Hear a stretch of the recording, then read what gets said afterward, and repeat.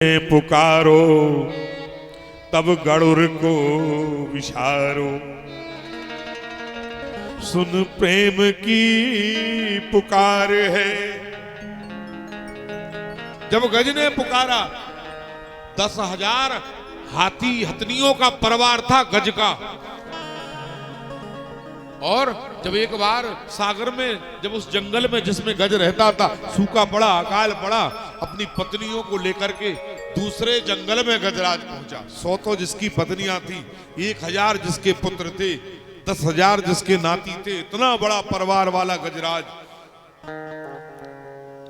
और एक सरोवर में जाकर के जल कीड़ा कर रहा था। उसी सरोवर में एक ग्राह रहता था। उस ग्राह ने जब उस हाथी को जल कीड़ा करते देखा तो उसके पांव को पकड़ लिया। इतना भयंकर पकड़ा कि गज ने बड़ा ही प्रयास किया। बहुत प्रयास करने के बाद कई दिन तक भी जब वो उस ग्राह से छूट नहीं पाया। उसकी स्त्रियां प्रयास कर रही थी, उसके पुत्र प्रयास कर रहे थे, उसके नाती प्रयास कर रहे थे, सबके प्रयास विफल हो गए। कई दिनों तक बच्चे, पत्नियां, परिवार वाले उस ग्राह को देखते रहे, लेकिन भूखे कब तक ये तमाशा देखते।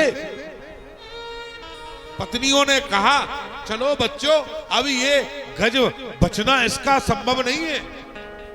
पहली बात तो भूख से मर जाएगा, और दूसरा गज के साथ हम लोग भी मर जाएंगे। कोई मर जाता है, कितने दिन तक आदमी भूखा रहता है? कौन किसके लिए भूखा रहता है? उसी दिन जला के आए, शाम को भोजन कर लेते हैं लोग। कितने समय के लिए याद करते हैं? कौन है तुम्हारा इस दुनिया में जिसके लिए तुम रो रहे हो, जिसके लिए तुम मर रहे हो? 24 घंटे कोलू के बैल के तरह इस संसार में कमाने को लगे हो। कमा कमा करके धर जाओगे इन लोगों के लिए जो मरने के बाद रात को तुम्हारे लिए भूखे भी नहीं रहेंगे, पेट भर के सोएंगे। ये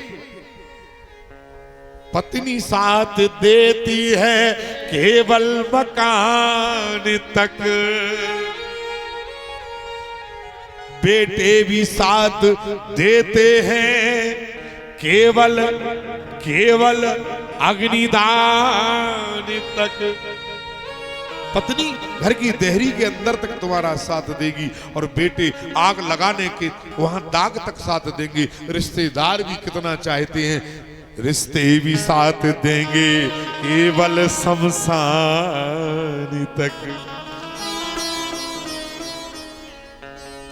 लेकिन धर्म साथ देगा तीनों जहान तक। ये धर्म जिसको तुमने किया है अपने हाथों से, ये तुम्हारे साथ तीनों जहान तक रहेगा। आज है, कल भी रहेगा, आगे जहां जहां जन्म लोगे वहां रहेगा। इसलिए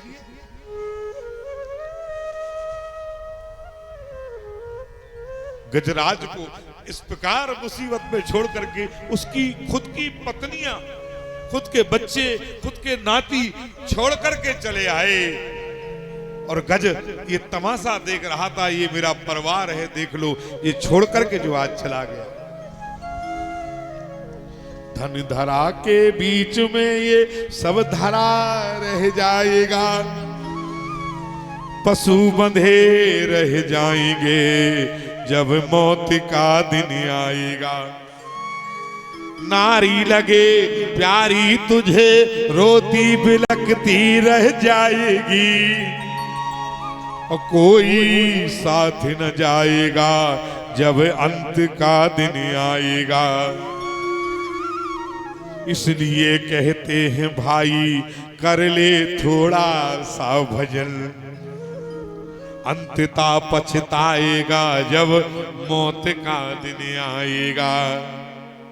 अंततः पछताएगा जब मौत का दिन आएगा। ये मकान भी, ये घर भी हमारा नहीं है, शरीर को हम अपना समझते, ये भी हमें छोड़ करके एक दिन जाना पड़ेगा। अरे तुम संसार की बात करते हो, उस घर की बात करते हो, मैं इस घर की बात करता हूं। इस शरीर को भी एक दिन छोड़ना पड़ेगा तुम्हें, इसको भी खाली करना पड़ेगा किराएदार के जैसा। इसलिए हाथी ने भगवान को पुकारा कि प्रभु आज मेरा कोई नहीं, सिर्फ आप हैं। गज ने पुकारा तब गरुड़ को विचारा, सुन प्रेम की पुकार, सुन प्रेम की पुकार। यदि गरुड़ जी पर बैठ करके आते तो हाथी को बचा नहीं पाते। इतना देर नहीं करते भगवान अपने भक्त की लाज को बचाने में। आपने आरती तो गाई होगी, ओम जय जगदीश हरे। किस किस को आती, जरा हाथ उठाओ। ये आरती किस किस को आती, जरा हाथ उठाओ। उठाओ हाथ जरा। किसी को नहीं आती? जय जगदीश हरे की आरती किन किन को आती है? सबको आती है। तो उसमें पहली कड़ी है, क्या है? भक्तजनों के संकट क्षण में दूर करी। घंटे में, 2 घंटे में, 6 महीने में, साल भर में? साल भर नहीं लगाती भगवान, 6 दिन नहीं लगाती, 6 घंटे नहीं लगाती। कितने? क्षण में दूर कर। पहले आप भक्त बन जाओ। आपको बनने की देर है। जिस दिन आप बन जाओगे भगवान क्षण की भी देर नहीं लगाएंगे। इतना समय नहीं लगाया भगवान ने। यदि गरुड़ पर बैठ करके आते तो हाथी को बचा नहीं पाते। क्षण में मन की गति से वहां प्रकट हो गए। गरुड़ बोले महाराज बैठ जाओ। अरे गले रहने दो, तुम पहुंचा नहीं पाओगे टाइम पे। भरोसा नहीं करना किसी का, समय पे कोई काम आएगा कि नहीं आएगा। इसलिए भगवान गरुड़ ने गज ने पुकारा, तब गरुड़ को विचारा, सुन प्रेम की पुकार।